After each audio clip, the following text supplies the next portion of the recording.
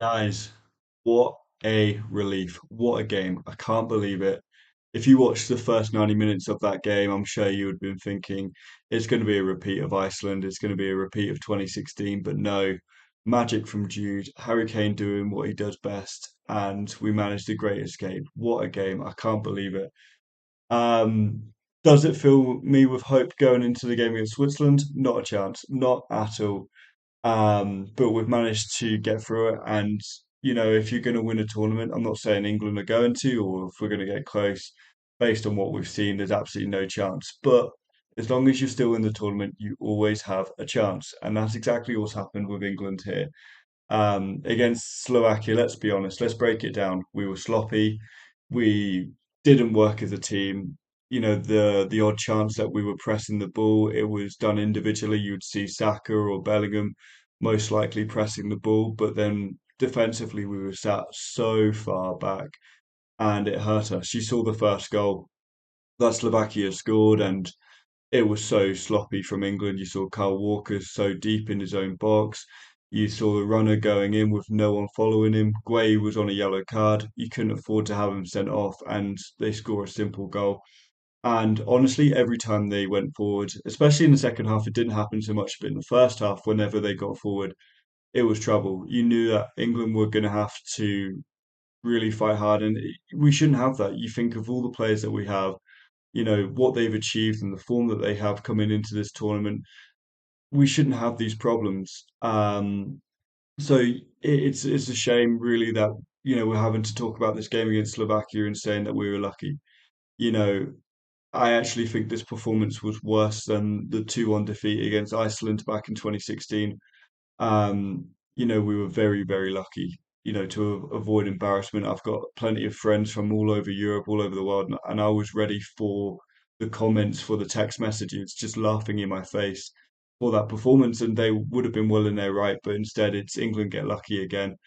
And it's a shame because at this point in the tournament, you kind of excuse these performances in the group stage as long as you get through. But in the knockout rounds, that's when you really have to turn it on. That's when you really have to get it all together. And it's a shame because mistakes, sloppy defending, sloppy pressing was the key factor in this game. Nonetheless, we're through. We're going to be playing against Switzerland, an even harder opponent. They were extremely impressive in their win against Italy themselves. And they also had a good result against Germany as well in the group stage. But guys, I'm going to show you the team that I hope to start. Southgate has to make changes. There's no way that Southgate can go into this game using that same team that he had, especially with Trippier not playing too well. It looks like he's injured as well. Mark Guay suspended as well, so we're going to have to make changes in defence, and I think we have to make some changes in attack as well because quite clearly Southgate has tried to do something in this tournament and it's not worked. But guys, this is what I'm going to show you in terms of the team that I would like to start. So guys, these are the two different formations and two different teams that I would be interested in England sort of playing against Switzerland. What do we know about Switzerland? We know that they play a five at the back formation. When they're in attack, it turns to a four at the back as well. We know that a lot of their pressure comes down the right hand side with Dan and Ndoye. He's electric. He's got a lot of pace, very technical. And what happens is that a lot of the build up from Switzerland, just based on their game against Italy, is a lot of the build up was coming from the left hand side. And then with the Italy defense moving over to the left to try and cover that pressure, they were then switching the ball over to the right. So that's why I think for us, we need to go for what we have on here with the five at the back formation. The five at the back formation for Southgate has proved to be some of the most successful. You think about our run in the 2018 World Cup, you think about us in the last European Championships, we used a five at the back formation. The problem with it is obviously Phil Foden, I think, would have to drop out. He's not had a great tournament. He was pretty poor yesterday. I thought his set pieces was probably the only real strong point of his game. He just struggled to get on the ball. They struggled to find him. So if we look here, we've obviously got Bellingham, in my opinion, he needs to play in that attacking role with Saka. Saka can then kind of go out to the right, he can go out to the left if he needs to. And what we see with Bellingham is he kind of does a lot of it himself. He likes to drift over to the left, over to the right, and also he can kind of work on that build-up play with Mainu and Rice. And what I like about this idea is obviously we get Trent back in the team, we get Trent in his better position, sorry, and it allows him to bomb up and down that right side, allows him to work with Mainu, it allows him to work with Saka if he makes those runs down the right hand side.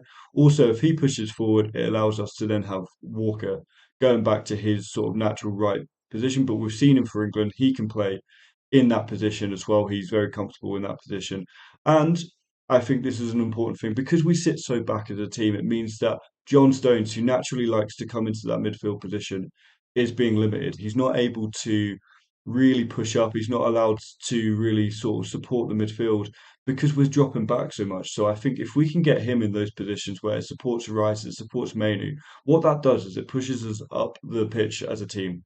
So that's kind of one style that I think Southgate could deploy for this game. How do I do that? Okay, cool. So then on the other side here, we've got the formation that Southgate has been deploying so far in this tournament.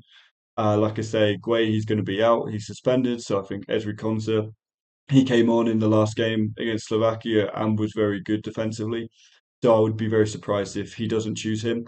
And Joe Gomez is in the squad for a reason, right? It's because he provides cover. I don't think Luke Shaw will be ready for this game. I mean, as all of us have said, I think Luke Shaw being in the team is a disappointment. Not because he's not a good player, but because he's not match fit. He's still injured. It makes no sense why Tyreek Mitchell's not in the squad. But that's neither here or there. And I think with this, obviously Saka is better really on the right hand side, but I think for this, obviously he's a left-footed player. He can bomb down to the byline, get crosses in. It gives us something a bit different. And obviously Palmer, come on the pitch. He isn't afraid to take anyone on.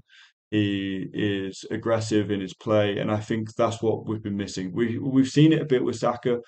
Um, but we need it on both sides because otherwise it's very easy to defend. We keep passing from left to right. It's frustrating. It's like watching England under the Hodgson days where we just have no creativity to kind of just bomb forward, especially with our midfielders.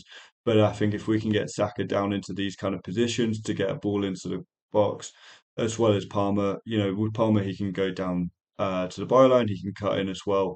And what I like about Bellingham, I know he's received criticism in this tournament, is that he does offer support for both of these players on the flanks as well. And he's not afraid to press. A lot of the times against Slovakia, you would see almost like this, basically. You would see Bellingham just pushing, just pressing, trying to win the ball, and Harry Kane just dropping deeper.